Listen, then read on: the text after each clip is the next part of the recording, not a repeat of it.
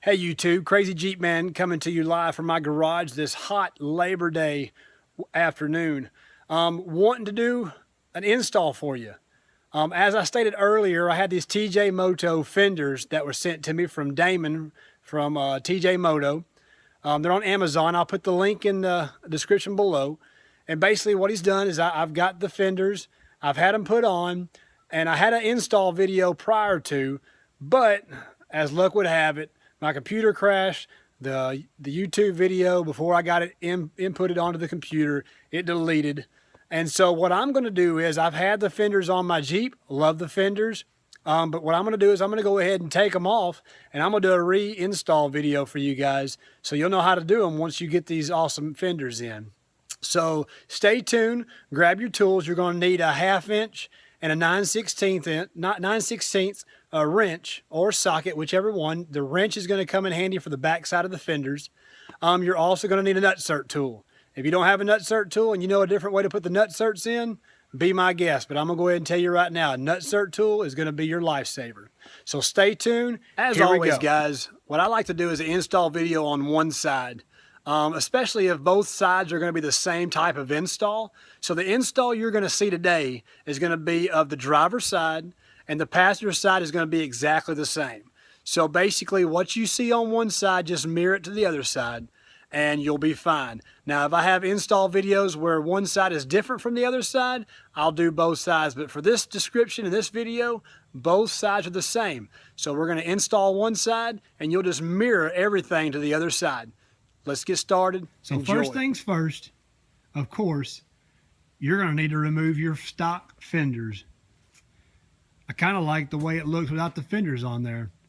But you're going to have to remove your stock fenders and discard the inner fenders and the fenders. I didn't use the inner fenders, but you can cut your inner fenders back down to fit inside these TJMOTO fenders. But my suggestion is to go aftermarket. But first things first, take off your fenders, and I always clean up the little place in behind them. Clean it up, get you some degreaser, get you some kind of cleaner, and clean up behind them, because you want a clean surface to do all your work with. So let's move on and get started. All right, guys, we've got our fenders off, and so we're wanting to put these aftermarket TJMOTO fenders on. If you have any kind of inner fenders also, you want to remove part of that, because you're going to have to get in behind here to put some the bolts through and put the nuts in the back. And if you have an inner fender that comes in and buckles up to right here, it's going to get in the way. So you might as well go ahead and take off anything that's going to interfere with bringing any nuts and bolts through these holes, because you will need access to them. When we put the fender up here, the best thing to do is to put it right here. And what that's going to do is it's going to act as, like I'll say later, is probably it's going to be like another set of hands for us, because it's going to set the fender on there, and it's going to allow us to line these two bolts up, and then we're going to put a nut and bolt through them, and then we're going to line everything else up and go from there. So basically what we're going to do is take our TJMOTO fender here, and we are going to, you got a gap right here. You want to line that up with that gap. And basically, at this point in time, you're going to take the bolts, nuts and bolts, and you're going to put them through here to get those tightened up, or at least get them in there hand tight to where it'll hold it in place while you insert and tighten the rest of the nuts and bolts. Let me show you what I'm doing here. I put the fender on, and I let it get caught on here, and it sat there like a second set of hands to hold the fender up for me until I got that and that one, the bolts started.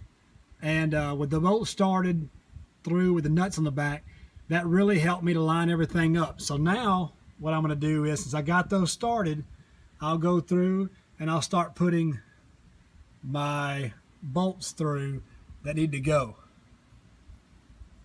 All right. And then at that point in time, we'll be ready to tighten it up and be done. Now that you've lifted up the fender and got all the holes lined up, we want to put all of our bolts through and start the nuts on the back with a washer on them. When you get to that point, then we're going to take our 9/16 wrench and our 1/2 inch for the backside nut, and we're going to tighten these up all the way around. We want to do it like I do, is I do this one and I'll skip a few, and I'll just go back and forth cross pattern until I get all of them tight, and then we move on to the next step. Also, in this point in time, what I did was I went ahead and put this rubber gasket in here that goes between the body and the fender. I'm gonna see if I'm gonna keep it in there, but right now this is what I chose to do, and I'll show you a photo of that whenever I get done with it. So let's move forward. So here's the finished product on the install of the front fender from TJMOTO. As you can see, we put the rubber seal around the inside gap to kind of help fill that space there. It's not a gap there, but what that does is it helps it from not rubbing against the inside metal when you tighten it up together. It's optional. I chose to go ahead and use it. So that's the install. Super easy. All right, guys. We went ahead and moved on and did our nut certs, all 4 of them in the rear on the driver's side. I will go ahead and tell you, I don't know what other method everybody else uses, but the tool that is going to save your life if you plan on doing these fenders, any kind of body armor, anything that's going to require you to drill out and put these nut certs in, is this nut cert tool. Basically, you screw the nut cert on the end on the right thread size, and then you'll set your tension gauge here, and then when you put it in, you'll put it in there and you squeeze. And what that does is it pulls the backside up and it crimps into this area. This thing right here saves you a lot of time, a lot of hassle, and it is a dream tool to have if you plan on doing any kind of nut cert work on your Jeep. So after you've installed your nut certs and everything's ready to go, you want to take your fender as so, and you want to place it up onto it, and you're going to start the 2 bolts that go in here, and what that's going to do is going to hold the fender in place while you start the rest of your nut certs that you have. So let's get started. When putting on the rear fender from TJMOTO, you want to make sure that you first put the 2 nuts and bolts in the top, and what that does is it holds the fender in place while you start putting your other bolts into the nut certs that you've installed in the previous step.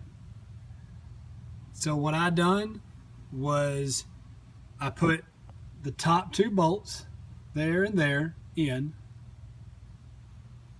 and then once I had those in and snug, I put the one that goes in the nut cert there, right there, and then right there, and then finally the other one down there. Remember, you only got 4 nut certs on the passenger and driver's side rear fender. And here is the finished product of the rear fender after we have it installed and everything on. All the bolts tightened up. So, good quality. It's not going anywhere. It is solid. Well, there you go, YouTube. A great install video to wrap up this Labor Day holiday. Now I'm going to sit back here with the family. I'm going to enjoy a good old glass of sweet tea, and I'm going to wait for the next package to arrive to install on the Jeep. This is Crazy Jeep Man doing installs on Vader the Jeep. Over and out. And as always, don't forget, if you like it, hit the like button. Heck, go ahead and subscribe and wait for more videos. I promise I'll be back.